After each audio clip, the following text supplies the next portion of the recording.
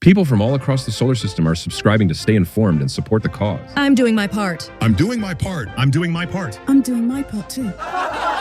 They're doing their part. What about you? Subscribe to Burn Enough and join the fun today. Stay informed, stay prepared. Subscribing guarantees entertainment. Would you like to know more? July may have been quiet, but August came roaring back. Archangel Ascending by Rick Partlow. The Archangels must stop a shadow government plot that could turn a massive city into a massacre site. Scourge of the Scyllans by John Spearman. Archer faces another routine mission turned deadly, forcing him to gamble everything on an untested scientific leap. Operation Oblivion by Tony Peake. Marco and the Cygni Corps strike deep against a robotic hive mind. Starship's Champion by Jeff Cheney and Scott Moon. Noah Gantz and Cayenne's crew race to deploy a secret weapon in the Coalition's final stand. Affliction by Jeff Cheney, Jonathan Brazee, and Thomas Webb. Aiden Thorne becomes the victim of humanity's own superweapon, sparking a Genesian fight for survival and justice. Reluctant Emissary by Fred Hughes, Marine Tammy Escobar, revived in a synthetic body, is recruited to battle alien threats in this lit RPG-inspired MilSF. Salvage Defense by Kevin Steverson, Harmon Tomerol rallies the salvage fleet to take the war directly into secret space. Bifrost Down by John Osborne. Charlotte Wicha leads a perilous jungle rescue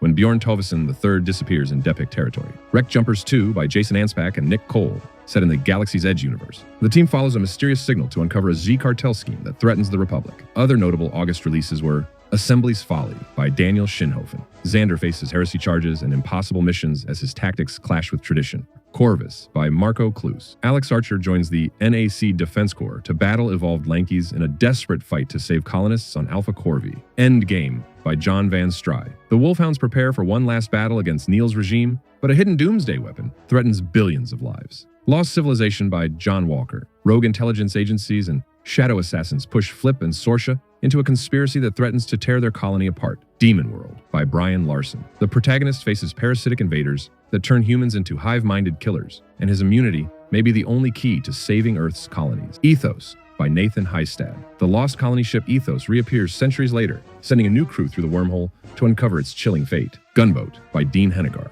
A fallen Coast Guard captain awakens as the AI core of a starship in this lit RPG tale. Crumbling Alliance by Timothy Ellis. Every solution breeds new problem, and Karen Drayson must navigate political sabotage to prevent the collapse of the Terran Alliance. Star Wars Sanctuary by Lamar Giles. The Bad Batch crew fights to protect refugees and rebuild Pabu, while staying one step ahead of the Empire's watchful eye. Operation Aegis by Reese Landon. Captain Shaw ventures into a forbidden depot to save hostages, only to uncover something far worse hidden inside. Hero by Lee Stephen. This expanded re-release follows Scott Remington battling not just alien domination, but his own descent into violence and rage. So yeah, that covers August releases, a month that proves the quiet before the storm is always followed by thunder. Now let's talk anniversaries. Renegade by Joel Shepard and The Void War by DJ Holmes. Both turned 10 years old.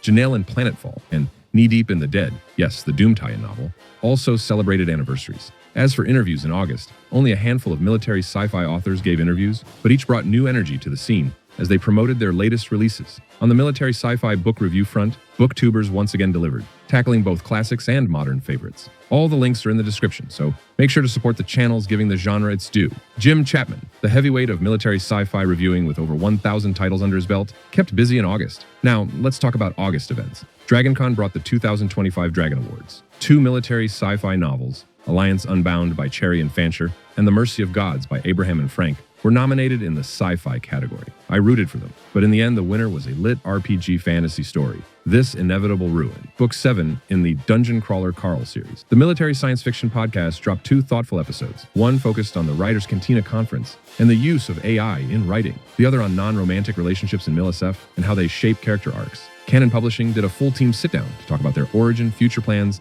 and the gun crew behind their identity. Author Krister Lenda released a killer trailer for his new book, Spectre.